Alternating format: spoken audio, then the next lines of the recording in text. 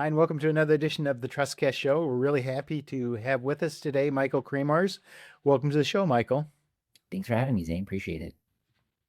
So, Michael spent 12 years inside the IRS, the last four as a special trial attorney litigating the government's biggest, most complex tax court cases, and then switched sides completely. So, Michael, what was it like walking into your first case representing a taxpayer instead of the government? Yeah, so there's two things of note. One, I had to stop referring to the IRS as we, right? Because I no longer work there. And so that was not exactly something my client necessarily wanted to hear. And then also, the second thing would be the billing aspect of things. Clients certainly want you to get things done in an efficient manner, whereas at the government, you kind of had as much time as you wanted with a particular case. So, was a little bit to get used to, but at the end of the day, you're zealously representing your client, whether you're on the government side or the taxpayer side. So, what made you decide to leave the IRS after 12 years? That's quite a long run there, and start defending taxpayers instead. Yeah, so for myself, I don't want to say reached the glass ceiling there at chief counsel, but I had gotten to a point where I was going to be doing the same work kind of over and over again for the next several years of my career, and I was looking for a different opportunity. And then unfortunately, also the government only pays so much, and so um, it's very difficult when you're litigating high profile cases against attorneys that are making a lot more than you, and you're doing all the work on the government side. So equities are what they are. I needed to head to greener pastures, as they say. So, a client, I'm gonna pose some questions as though I would be one of your clients or a prospective client. So, a client just forwarded me an IRS letter. So, this is a question a CPA or attorney or advisor asks when a client IRS problem is bigger than they can handle. Which is, does that characterize a lot of your clientele? Yeah, I get referrals from smaller CPA firms, from attorneys who don't necessarily practice in the controversy space, and then from the taxpayers themselves. So if I'm an attorney or a tax accountant, and a client just forwards me an IRS letter and they're panicking, what's the first thing I should tell them to do? Yeah, so the first thing is, take a deep breath.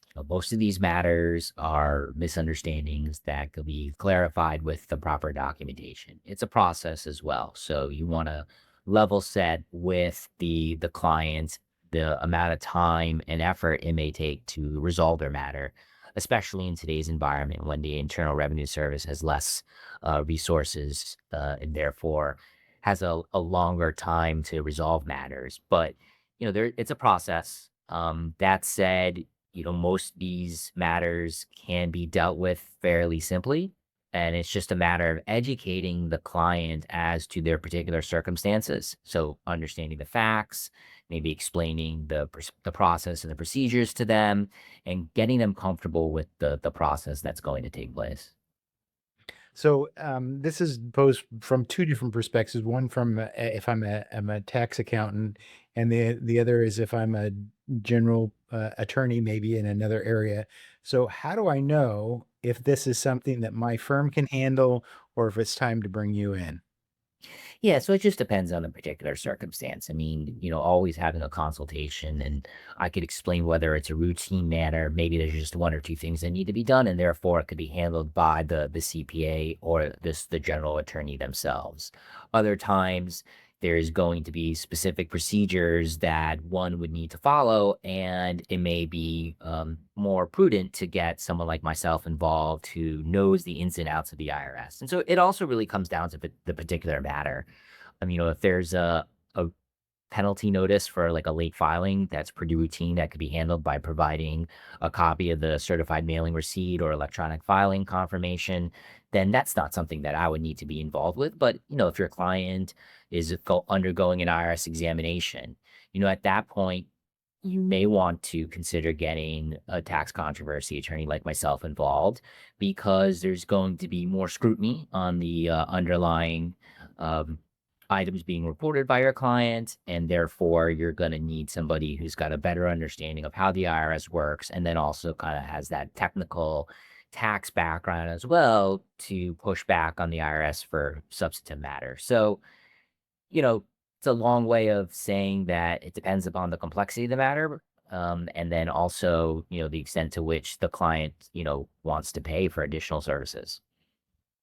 So if I don't know, I'm thinking, well, maybe I can handle this, maybe I can't handle this. If how does a initial consult with you work? Is that something that I could have a free conversation with you, or is a consult something that's always paid? No, I usually offer 30-minute consultations just to kind of get a sense of the matter. And if I could provide a tip or two and it's enough for you to move forward without, then so be it. And that I think that's fine because I'm here to develop relationships, and you never know when that person's going to come back around with a larger issue in which they'll need your assistance. So I like to kind of pass along that knowledge to the extent that I can. And, um, you know, it makes sense to have that initial consultation because when you don't know, then you don't want to take an action adverse to your client. So it's always best to ask. And it may end up being a routine, innocuous matter that you could handle yourself, or it could be something more complex where you need to get an expert involved. So what's the difference between a CP 200 notice and an actual audit letter, and why does it matter which one my client got? Yeah, so the CP 2000 notice is commonly referred to as a matching notice. The IRS will match what's reported on the return with information filings that they receive. So think 1099s, W-2s, K-1s, all these informational filings inform the IRS as to what you should be reporting on your tax return. So to the extent, like let's say there's a 1099 DIV for some dividends, and that dividend is not reported on the tax return, the IRS will issue that CP 2000 because now there's a mismatch. A lot of those notices can be handled in a routine manner. It's just providing the IRS with the source documentation and showing that it actually was reported on the return. An IRS examination is a much further in-depth review of the tax return filing in which the IRS is going to select various matters or issues rather to examine. And that's going to be dependent upon the taxpayer, the complexity of the return, the amounts being reported on the return, and then the specific operating division that is conducting the examination. So an examination is much more in depth. It has a personal human touch because there'll be an assigned revenue agent, whereas the CP 2000 mismatch notice, you're just responding uh, with correspondence to the IRS. And so, the examination is something where someone like myself would be much more likely to get involved as a compared to a CP 2000 notice.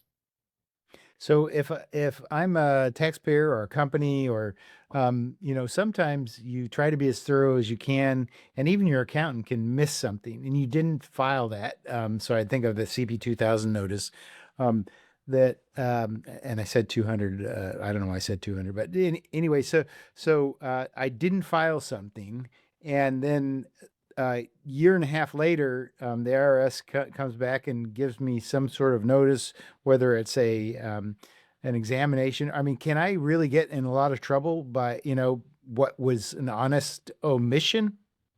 It's not a lot of trouble. In a situation such as that, it's just a monetary penalty. The IRS will impose a 20% accuracy related penalty to the extent the deficiency is large enough. The accuracy related penalty has a couple components to it: substantial understatement. So it's a mathematical formula that just automatically applies dependent upon the amount not reported.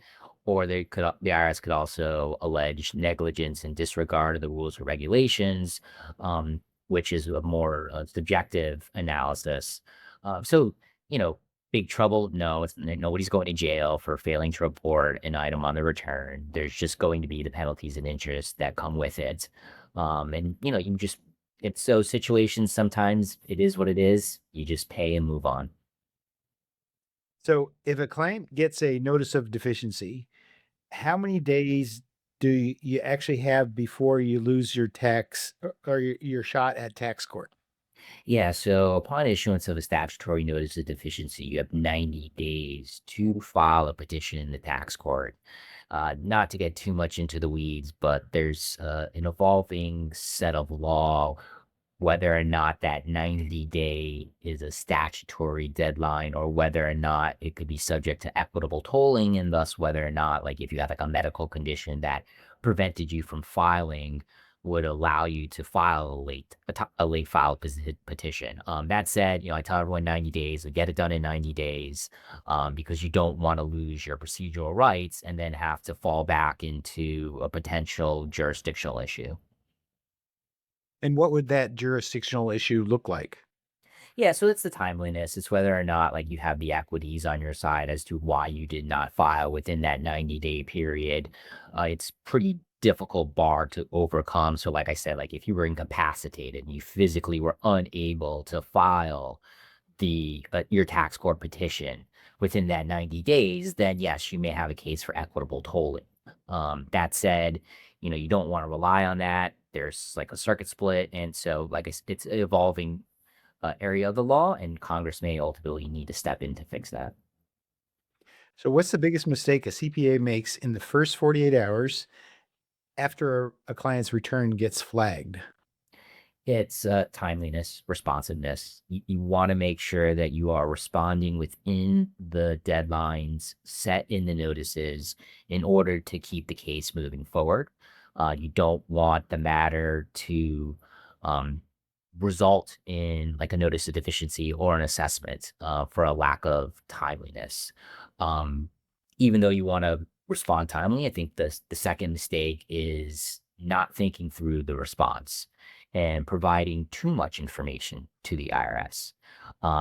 There's always kind of a desire to make sure that you are overproducing in order to eliminate the issue, but you need to be careful because you don't want to give the IRS too much, such that they now say, wait a minute, what's going on over here? So I think the two biggest things are just making sure that you're responding timely, but then also taking a measured approach to make sure that what you are producing is specific to the notice, or if you're under examination, the information document request.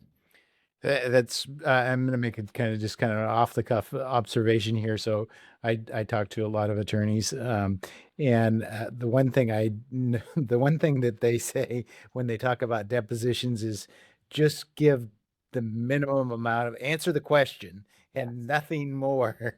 Yeah, So that's true. that stays true then with the IRS as well. Oh, absolutely. I mean, when I was doing witness prep while litigating in tax court, I mean, you can't tell the witness what to say, of course, but you would, coach the witness up in terms of answering only the question being asked, right? You don't want to just extemporaneously go on a rant, because then you never know what you say may come back to harm you. Even when you absolutely want to go on a rant. Even when you do, you gotta hold back. Nobody want the IRS doesn't need to know your life story. They don't need to know every single thing that you're doing. It's one of those things where you kind of want to just get in and get out. So, how fast do you need to get involved once a client tells me that they've been selected for examination? I'm going to give you an example. So, when I was a younger man, um, that was like 3 or 4 years ago. No, it was a long time ago. I was got an audit, and I did have a CPA firm, and it was a pretty good sized firm, and the guy was a partner in the firm. I mean, they've been around for decades, but he really got very, very nervous about it. I don't know he was experienced, but he was very nervous about which made me very nervous. So how quickly should I call in an outside expert if I'm maybe a CPA who's not familiar with, I haven't really, done a face-to-face audit, and you should think, well, every CPA's, no, not every CPA has done this. So how soon should I call somebody in? Yeah, the earlier the better. So when the IRS issues their notice for examination, you typically have 30 days to respond to the revenue agent to acknowledge receipt of that notice and to initiate the process. It's best to get somebody involved at the earliest stage possible to mitigate any potential risks to your client. You have a lot of individuals who think they know what they're doing when it comes to an IRS examination, but that's not always the case. And so there's a lot of footfalls early on because some of the most important aspects of the examination occur in the first 90 days. You usually have an initial interview, a tour of the business, the initial information document request. The is usually like a books and records request. If you don't have somebody involved at that time, you could be making statements during the initial interview that's now going to subject your client to additional issues under examination. Or you could, make a statement in responding to the initial information document request that now tips the IRS off to something else. So I have gotten involved in examinations later in in like the latter stages. And usually at that point, you're trying to clean things up. So the earlier someone like myself gets involved, the better. So that way there's no like cleanup on aisle 6, for example. So this is kind of I wanted to kind of take an inside look at what happens in the IRS. So what actually happens inside the IRS the moment they decide to audit someone? Yeah, so there's actually a few different ways in which the IRS selects taxpayers for examination. There could be a whistleblower complaint in which the IRS will receive information and then forward that information to the field. Um, But the most common examination is the random examination, which is based usually upon a taxpayer's DIF score, which is an algorithm used by the IRS to identify fluctuations in income, expenses, and other informational items reported on the return. So if your return gets flagged for examination, it actually goes to someone called a classifier. And that classifier will then make a determination on whether to send the case to the field. And when they send the case to the field, they will identify issues to be examined. So that the classifier, they are classifying the issues. Um, Now, there's a few other different treatment streams like LBI, like Large Business and International Division. The IRS has campaigns. So if you have an issue that falls within a campaign, then your return would be most likely to be selected for examination. And these campaigns are looking at specific tax related items. So there's a process of getting the case to the revenue agent, but then once the revenue agent gets the case, they'll do a little bit of research. They'll Google you. They'll Google your business, right? They're going to look at publicly available information to get a better sense of who you are. So that way they could then start to formulate their questions for that initial interview. So they'll do, there's some admin things, of course, that they need to do as well in terms of opening up the case and documenting the record. But primarily, the initial steps are identifying the issues for examination and then doing a little bit of research on the taxpayer. So can you tell me about these campaigns? So how would my client even know if they're caught in one? And what would be a typical campaign that the IRS might run? Yeah, so the IRS posts and publishes the campaigns. So at any one particular point in time, an individual could go on to the IRS's website and identify the active campaigns. So they're mostly dealing with, hot button issues. So like cryptocurrency, certain foreign transactions. If the IRS perceives there to be an abusive transaction out there, they may, create a campaign for that, or very specific niche issues that the IRS is seeing over and over again. So, if you're thinking about entering into a transaction, and you're concerned that the IRS may have or place additional scrutiny upon it, you could always go look and see, if it's going to fall within one of those campaigns. Now, it doesn't mean that you're going to be audited. It just means that there's a higher risk. So the IRS asked my client to extend the statute of limitations. Is that a trap, or should they usually say yes? It's not really a trap, though. So the IRS has typically 3 years to assess tax due, and this is referred to as the statute of limitations. To the extent that the IRS is running up against that 3-year window. So during an examination, maybe they didn't start the exam until the end of the 3-year window, or maybe it's just taking a little bit longer. In order to protect its interests, the IRS will request the taxpayer sign a statute extension, giving the IRS more time to make the assessment and thus more time to undertake the examination. It's not like a trick or a gotcha. Um, 98% of the time, you're going to extend the statute kind of in due course because there's some consequences if you don't that we could get into. Um, there will be instances though where it doesn't make sense to extend the statute. If the IRS is taking a really long time, for example, and you don't think that there's any issue there, then it could make sense to just decline to extend the statute. Oftentimes, what I end up doing though is trying to place a limit, right? So the IRS will usually come with like a 1 or 2 year statute extension, and you say, "Well, look, there's only a couple issues left here. I'll give you maybe a 3 month extension." All right, that way you kind of keep the pressure on the IRS to get the case over with because your client obviously doesn't want to be under examination forever. So there's ways to negotiate the length of time to which you extend the statute. But ultimately, you most likely will extend the statute in part because if the IRS were to propose an adjustment and you wanted to appeal it, there needs to be sufficient time on the statute. The IRS Independent Office of Appeals will not take a case unless there's 18 months on the statute. So you will need to extend the statute in certain instances in order to get into appeals. So, if the IRS wants to interview my client's bank or business partner, that seems really scary because then you have a reputational risk right there. What does that mean? Can I prevent that?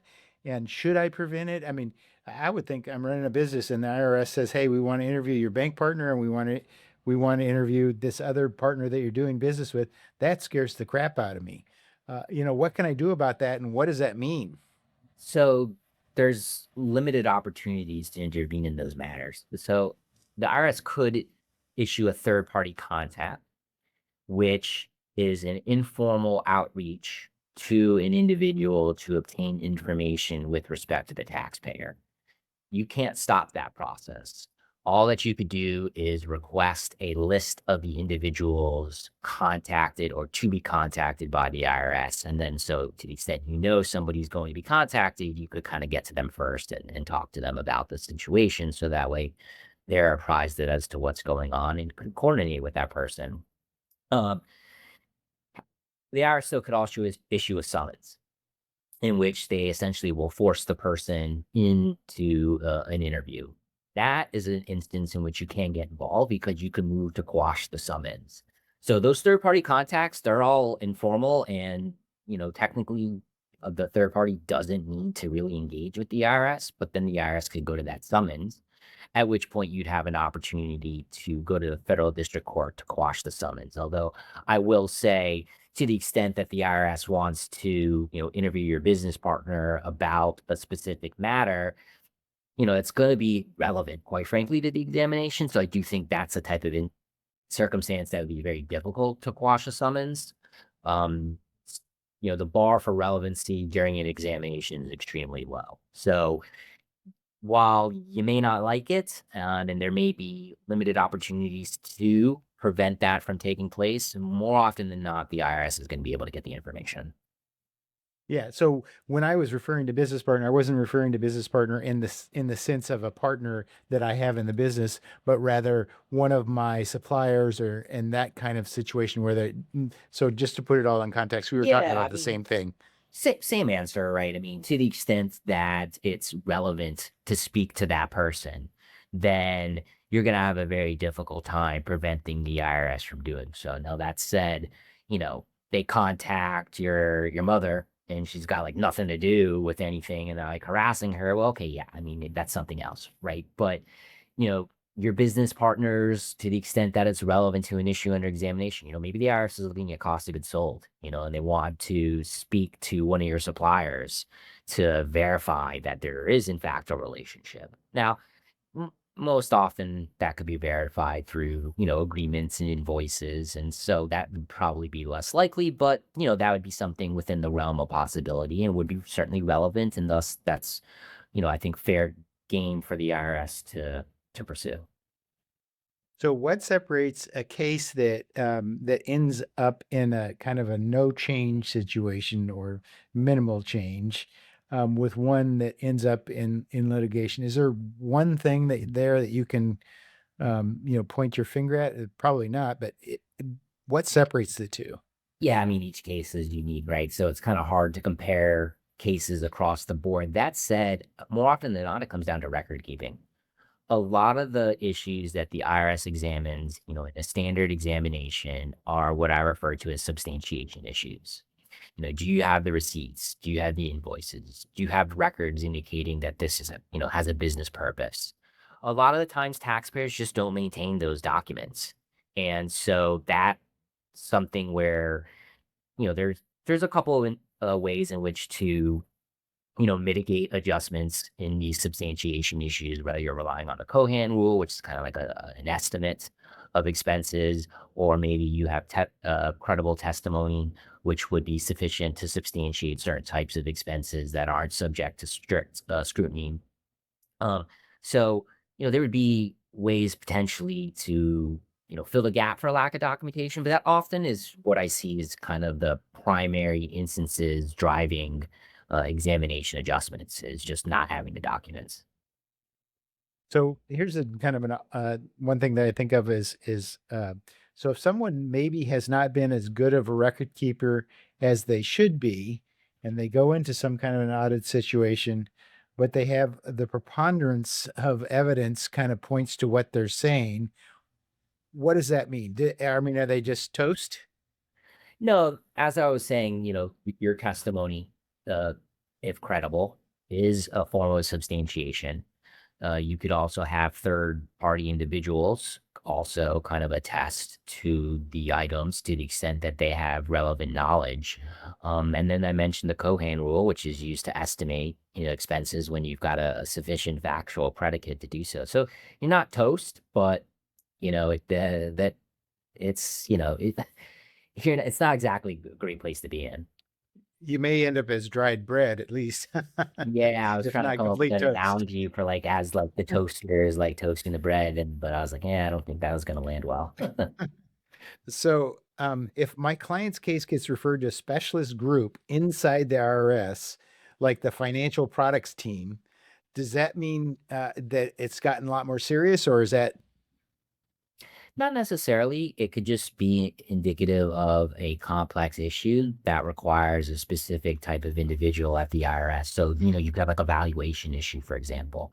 The IRS goes to their engineers, which are like appraisers, and these individuals will review the fair market value of that item. So maybe, it comes to a non-cash charitable donation, for example. They will go to a specialist to value maybe like there's art or something like that that you donated. So doesn't necessarily mean that you're in any other hot water or there's additional scrutiny. It just means that you're involved with a specialized issue that requires a specialized person to review. so? You represented the government in hundreds of tax court engagement. What's a case that still sticks with you? Well, I have several. I guess maybe my first case, right? Everyone always remembers their first.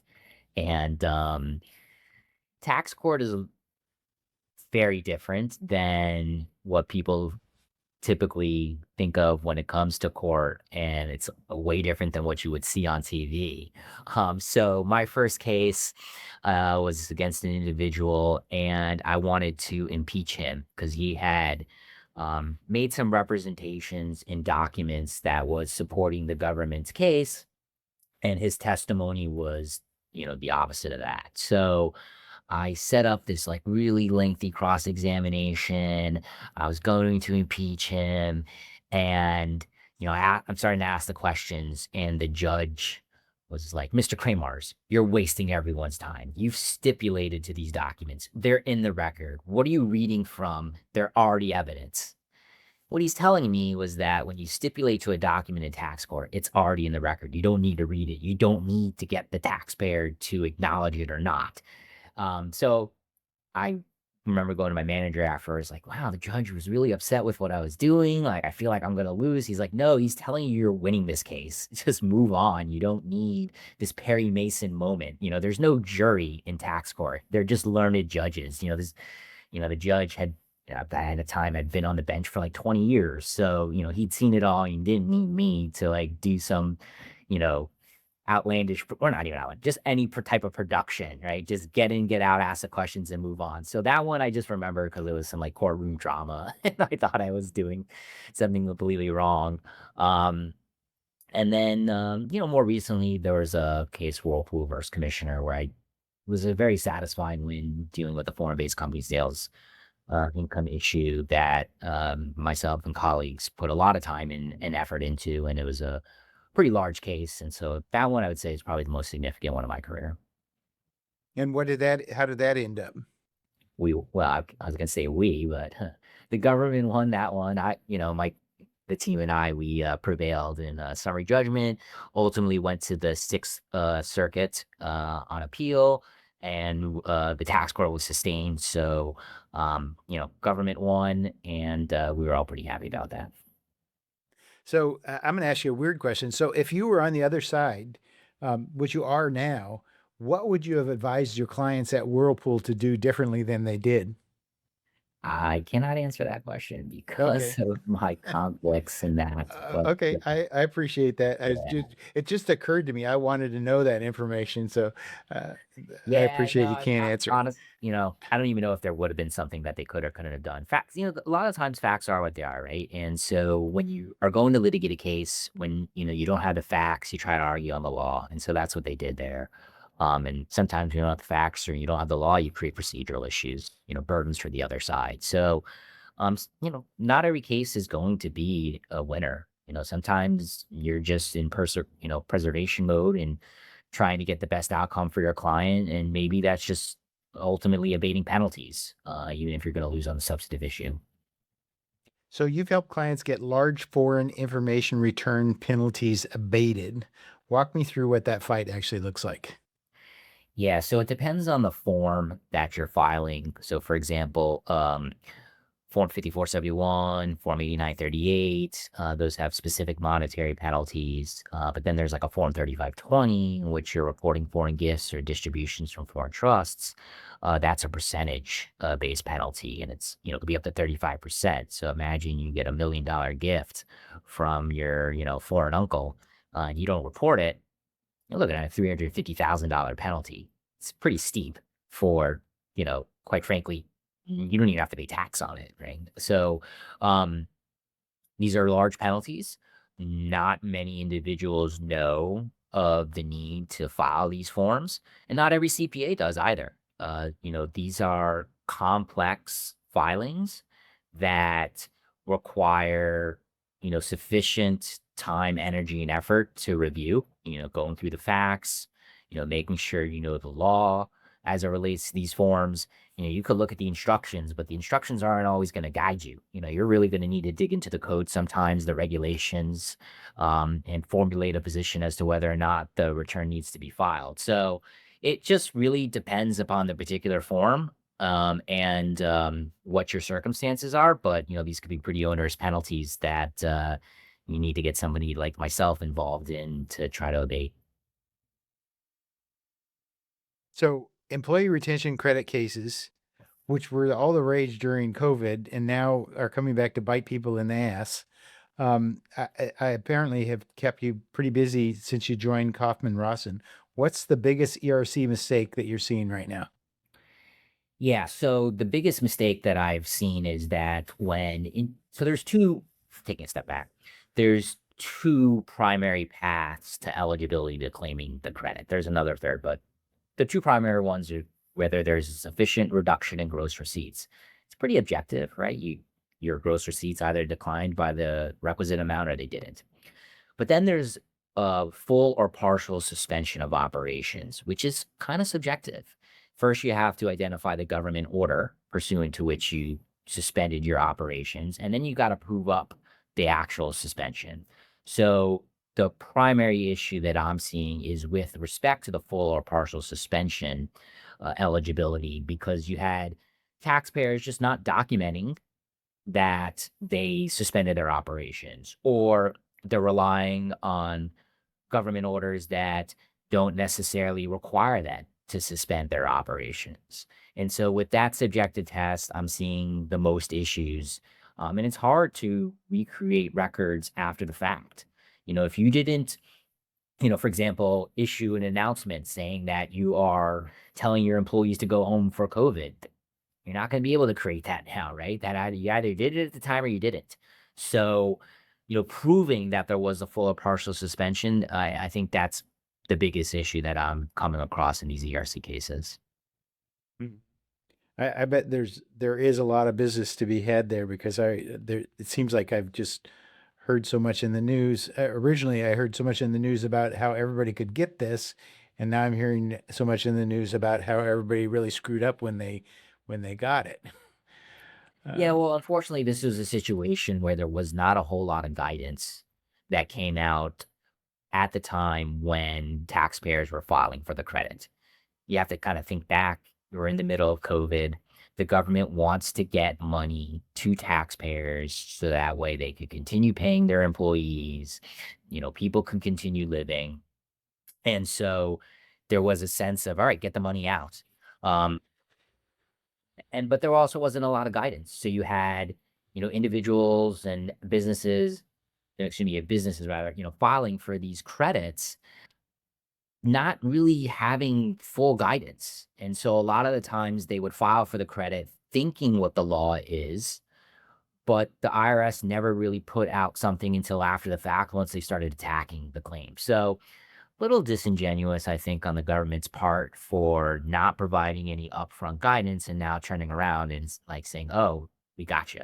So, um, it's just one of those things where you you're gonna have to kind of fight back and recreate records to the extent you can in order to satisfy that you had that full or partial suspension. So if I have an ERC issue right now, or one of my clients does, or some other tax issue, what's the best way to get in touch with you? And where do you practice? What's the scope of practice that your firm is? Yeah, well, I'm located in Boca Raton, Florida, but our practice is federal, and therefore, we assist clients across the entire country. We also do a lot of work with the state taxing agencies too, though. So, we assist clients with particular state matters. So we help anyone, across the entire country, even though sitting here in sunny and at this time of year, steamy, hot Florida, South Florida. Best way to get in touch with me, you could go to the Kaufman Rossin website and look me up there.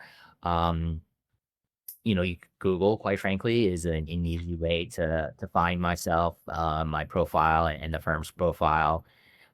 Email, cell phone. I've always got my cell phone on me. I bet you if I looked right now, I probably got like 20 emails and phone calls to look at. And but I'm always very responsive to my clients. Kind of going back to the outset of our discussion here, I'm kind of like part psychologist, quite frankly. Clients and taxpayers are, scared. They may never have gone through this before. They think the government is after them. You kind of need to talk them off the ledge a little bit. Let them know that it's going to be okay, that you're an experienced professional and that you've seen pretty much everything that the government is going to throw at you. And so therefore you're in a position to be able to respond and to protect your client. And it's always about setting expectations. So, you know, best way to find me is probably online. Although also, I mean, it's funny, nobody remembers cell phone numbers or any phone numbers these days, right? Because it's just in your cell phone.